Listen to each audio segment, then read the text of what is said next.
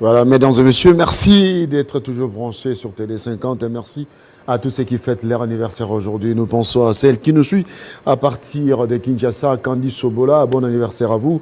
Mais d'abord, nous allons cette fois-ci prendre notre invité de ce matin, Henri Kalimassi, analyste politique. Henri Kalimassi. Bonjour. Bonjour, Ça va Monsieur bien? Crispin. Oui, ça va très bien. Ouais.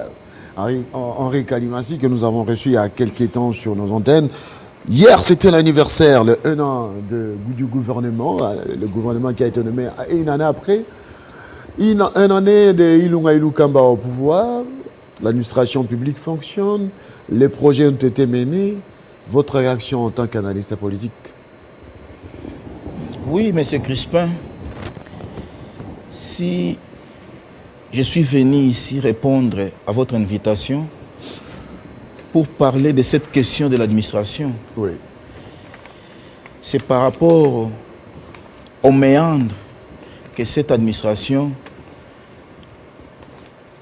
a toujours connu. Nombreux qui passent dans vos chaînes parlent politique. Mais moi, j'ai voulu aujourd'hui partager avec vous sur cette question de l'administration. On va y arriver, il n'y a pas de problème. Mais en tant qu'analyste, vous avez vécu à Kinshasa, vous avez vécu en RDC durant une année. Le gouvernement a fonctionné. Quand on parle d'administration publique, c'est l'État congolais. Mais d'abord, comment avez-vous vécu le 1 an du gouvernement Ilunga Ilukamba en tant qu'analyste? Comme je l'ai toujours dit, les 1 an du gouvernement du Premier ministre Ilunkamba vient de se terminer. Mais jusque-là, la population congolaise ne s'est pas encore retrouvée. Il y a encore beaucoup à faire. Certes, ils ont travaillé, mais il y a encore beaucoup à faire. Il y a encore beaucoup à faire. Et ils doivent encore beaucoup travailler pour répondre aux desiderata de la population congolaise. Parce que jusque-là, cette population ne s'est pas encore retrouvée. Apparemment, pendant ce 1 an, il y a eu des tractations politiques. Il y a eu des petits problèmes entre partis. Mais cette fois-ci, je conseillerais que les deux partis au pouvoir puissent maintenant regarder dans la même direction pour penser à cette population qui a tant souffert. Très bien. Parlant de l'administration, pilier, administration publique et pilier de la refondation de l'État, depuis un certain moment, l'administration publique, on se rappelle des années Mobutu, c'était un mouroir. On partait pour dormir.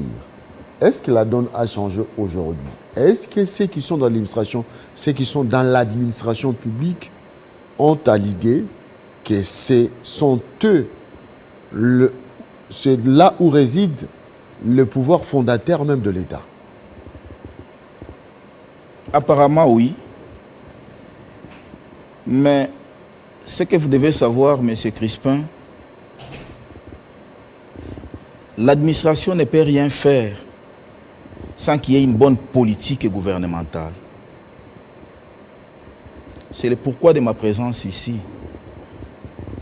Parce que souvent, quand les gens passent ici chez vous, nombreux viennent parler de la politique. Ils n'ont jamais fait allusion à cette administration. Or, c'est cette administration-là qui est le fondement même de la question politique d'une nation. Mais ici, chez nous, apparemment, la politique veut prendre le dessus sur l'administration. C'est pourquoi, moi, j'ai voulu aujourd'hui interpeller nos politiciens, les présidents de la République, les chefs du gouvernement, qu'ils puissent se focaliser pour une bonne marche de notre pays, leurs yeux vers cette administration. Dans des pays occidentaux, c'est l'administration qui fonde la politique d'une nation. Mais ici, chez nous, vous constaterez que nos politiques considèrent les secrétaires généraux comme leur marchepied, oubliant que les postes du secrétaire général dans une administration, c'est le plafond même de cette administration-là. Ce secrétaire général, c'est un technocrate qui a la maîtrise de son secteur. Et le ministre qui est en place est là pour faire la politique dans son domaine. Mais l'administration de cette politique que ce ministre voudra mener doit être accompagnée par une administration bien faite. Alors, vous fustigez l'émission des politiques dans l'administration publique. Pourquoi avoir cette idée? Vous pensez que aujourd'hui les secrétaires généraux devront en principe être les cheval ouvriers de l'administration? Ils ne le sont pas? Apparemment, oui.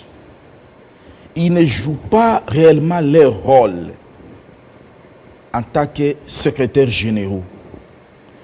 Raison pour laquelle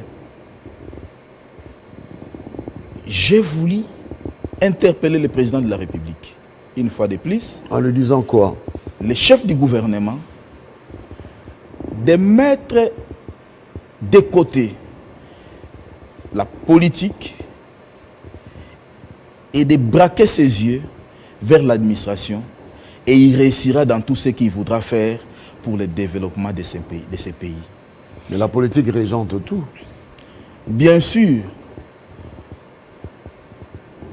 c'est la politique qui est dans l'action de tout.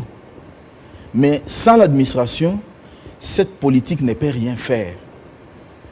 Parce que c'est l'administration qui est l'épicentre, qui est le socle même de cette politique-là. Alors, qu'est-ce que le chef de l'État, le chef du gouvernement doit faire pour démontrer réellement qu'il redonne la place à l'administration au détriment de la politique? Vous savez, la fonction publique ou l'administration en soi a toujours été négligée dans ces pays. Depuis que le président de la République est là, je l'ai vu presque partout. Mais je ne l'ai pas encore vu dans l'administration publique, où il a tenu une réunion avec les secrétaires généraux, avec les cadres de l'administration publique, pour leur poser les problèmes qui se passent dans cette administration. Quels sont les remèdes qu'il faut apporter pour que cette administration puisse travailler comme il se doit? Vous êtes un journaliste. Peut-être un jour, il vous arrivera de mener les investigations sur l'administration. Vous constaterez vous-même dans quelles conditions ces fonctionnaires qui font entrer des millions que ces politiciens dilapident, dans quelles conditions ils travaillent. D'abord, donc, d'où il faudra d'abord réhabiliter, mettre en place les conditions qu'il faut. Voilà. Si vous entrez... Pour un bon travail, pour un bon travail de ceux qui sont dans l'administration publique. Si vous entrez dans les différentes administrations ici, vous allez pleurer. Les conditions dans lesquelles ces fonctionnaires... Mais ces fonctionnaires, on nous a toujours habitués. À l'époque, nous avons vu des fonctionnaires aller pour dormir et non pas pour travailler. Aller pour trafiquer un document, avoir un peu d'argent dans tel ou tel bureau et oublier son poste de travail. Donc, il y a la responsabilité de l'État, mais aussi la responsabilité des fonctionnaires. Ne vous en faites pas, M. Crispin. En management, il est dit, l'administration, la division du travail est très importante. Lorsque vous ne donnez pas du travail, lorsque vous ne mettez pas ces fonctionnaires dans de bonnes conditions, ne pensez pas qu'ils vont bien travailler. Mais je peux vous avouer que les fonctionnaires congolais travaillent jour et nuit pour le développement de ces pays. Mais au retour, qu'est-ce que le gouvernement lui réserve comme sort? C'est la question que nous devons nous poser, nous deux. Dans quelles conditions ces fonctionnaires travaillent? Il faut voir dans beaucoup de secrétariats généraux, il y a même de ces fonctionnaires qui restent dans des chaises en plastique, qui travaillent dans des conditions inhumaines. Mais nous savons que chaque secrétariat est attaché à un ministère. Et le ministère est dirigé par des hommes avertis qui doivent en principe faire la symbiose entre son cabinet et son secrétariat pour une bonne administration de l'État. Est-ce que vous pensez que ce n'est pas le cas? Vous savez, dans notre pays, M. Crispin, il y a un problème. Dans des pays occidentaux, ce sont les cadres de l'administration qu'on nomme comme des ministres. Ce sont des secrétaires généraux qui sont considérés comme des vrais technocrates, qu'on nomme comme des ministres. Mais dans notre pays, ce sont les présidents des partis politiques. Ce sont des politiciens, quelqu'un qui n'a jamais travaillé, qui s'improvise ministre. Et lorsqu'il arrive, il ne connaît pas par où commencer. Parce qu'il faut faire l'inadéquation entre la théorie qu'on a apprise à l'université et la pratique qu'on va devoir exercer lorsqu'on est ministre. Si vous n'avez jamais travaillé, donc vous arrivez d'abord là-bas pour apprendre. Tantôt vous parliez de l'époque de Mobutu. Mais moi je peux vous dire, à l'époque de Mobutu, l'administration fonctionnait comme il se doit. En dernière minute, ce n'était plus le cas. Tout dépendait maintenant de la motivation, parce que tout travail dépend d'une motivation. C'est la motivation qui fait en sorte que quelqu'un puisse donner les meilleurs de lui-même. Et à l'époque de Mobutu, lorsqu'un ministre arrivait, il puisait dans l'administration ses conseillers. Ce qui faisait que son cabinet ou le cabinet de ce ministre-là ne trébuchait pas. Il pouvait même prendre sur conseiller dans l'administration. Mais aujourd'hui, ce n'est pas le cas. Aujourd'hui, chaque ministre qui arrive, il prend les membres de son parti et dans ce cabinet, on se retrouve presque avec tout le monde qui est novice, qui ne connaît par où commencer, qui vient apprendre dans les cabinets. Et ça crée un problème entre un directeur qui a déjà travaillé pendant plusieurs années, entre un secrétaire général qui a la maîtrise de son administration. Il rencontre un ministre, des conseillers qui ne maîtrisent rien. Ça pose un problème. Ce qui fera que le ministre, au lieu de chercher à connaître, il va chercher à mater le secrétaire général. Et à ce moment-là, c'est le conflit qui entre. Et comme vous le savez, les Congolais, nous sommes orgueilleux. Qu'est-ce qui va se passer? Ce secrétaire général, ce directeur va se jouer de moi, il les suspend. Et ça crée un couac. Vous voyez par exemple ce qui s'est passé dernièrement au niveau de la fonction publique. Qu'est-ce qui s'est passé? C'est le ministre de la fonction publique qui a les prérogatives de la mise en place des secrétaires généraux. C'est dans ses prérogatives. Il fait une mise en place. Ce sont des syndicalistes qui se mettent debout là-bas. Et il n'y a qu'au Congo qu'on peut connaître de telles situations. Et tout ça, il faut réparer. on va annuler toute une mise en place faite par un ministre de surcroît. Parce qu'un syndicaliste s'est levé, il a parlé, alors que le ministre de la fonction publique, lorsqu'il fait une mise en place, c'est dans ses prérogatives. Il ne peut qu'informer ses hiérarchies. Et la mise en place est là. Et les gens qu'il a nommés entrent en fonction. Tout ça, ce sont des choses qu'il faut réparer. Ce sont des choses qu'il faut voir. Si vous regardez par exemple aussi, dans cette même administration, nous avons par exemple l'ENEF, l'École nationale des finances. Nous avons aujourd'hui l'ENA, l'École nationale de l'administration. Nous avons une école des informatiques au niveau de la DGRAD. Normalement, toutes ces écoles devraient être des centres de formation des cadres de l'administration publique. Ce n'est pas le cas? Ce n'est pas le cas. Aujourd'hui, toutes ces écoles forment les gens qui viennent de la cité et on cherche à les déverser dans l'administration.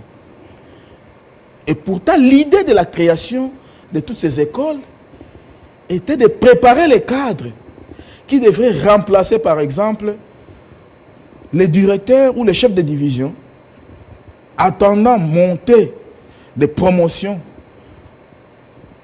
avant ou après la retraite de certains cadres. On devait les recycler, les former pour bien faire leur travail. Mais aujourd'hui, ces écoles se mettent à recruter à la cité et on cherche à déverser tout ce qu'on forme dans l'administration alors qu'on ne retraite pas. C'est pour les mettre où? Aujourd'hui, la fonction publique est devenue comme un pandémonium, j'allais dire pandémonium. C'est-à-dire, on recrute alors qu'il n'y a pas de place. C'est un pléthore comme vous n'avez pas d'idée. Alors, pourquoi cet intérêt que vous avez d'aborder les problèmes qui rongent l'administration publique? Vous, personnellement, vous êtes dans l'administration publique ou vous êtes un acteur politique? Je suis un analyste politique.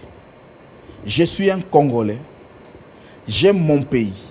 Je n'ai pas un autre pays que le Congo. Je n'ai pas un autre pays que le Congo. Raison pour laquelle j'ai voulu aborder cette question pour que les autorités qui sont en place puissent jeter leurs yeux sur cette administration.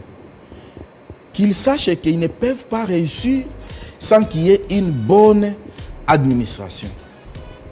C'est ça ma préoccupation. Qu'ils puissent un peu s'intéresser dans cette administration, amenant des réformes. Vous savez, la fonction publique, c'est un vaste champ, c'est un grand ministère.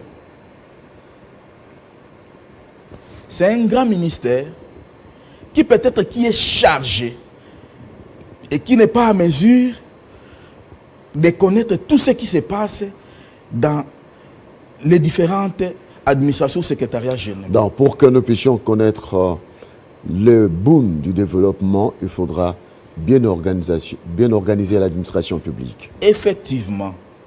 Sans qu'il n'y ait pas une bonne administration, merci. Sachez-le que il n'y aura rien qui marchera dans ce pays. Merci beaucoup. Henri Kalimassi, d'avoir accepté l'invitation des Télé 50 analystes politiques congolais.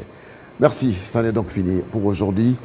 Nous allons vous dire à vous qui avez suivi cette émission, merci beaucoup. Mais Henri Kalimassi, on va vous recevoir dans d'autres émissions. Question d'approfondir la problématique. Merci. Merci beaucoup, mais je voudrais peut-être, avant de terminer, parce que je ne peux pas allez-y pour quelques laisser cette question-là. Je disais que l'administration, c'est un champ vaste qui demande des réformes. Et dans cette réforme, pour que cette fonction publique puisse bien travailler, à l'instar du Conseil supérieur de la magistrature et du Conseil supérieur de la défense, si on peut aussi insérer les conseils supérieurs de l'administration pour bien suivre l'évolution des promotions, des bons fonctionnements de cette administration, ça sera une bonne chose. Une proposition d'Henri Kalimassi, Conseil supérieur de l'administration Public. Qui va devoir tabler sur différentes problématiques qui devront donc être connues dans ces secteurs. Merci beaucoup d'avoir suivi 50 bonjours à partir de Kinshasa, capitale de la République démocratique du Congo. Moi, je vous retrouve la semaine prochaine. Demain, retrouvez Christopher Ochokum le matin et je vous retrouve les soirs dans Kinshasa Direct. Au revoir.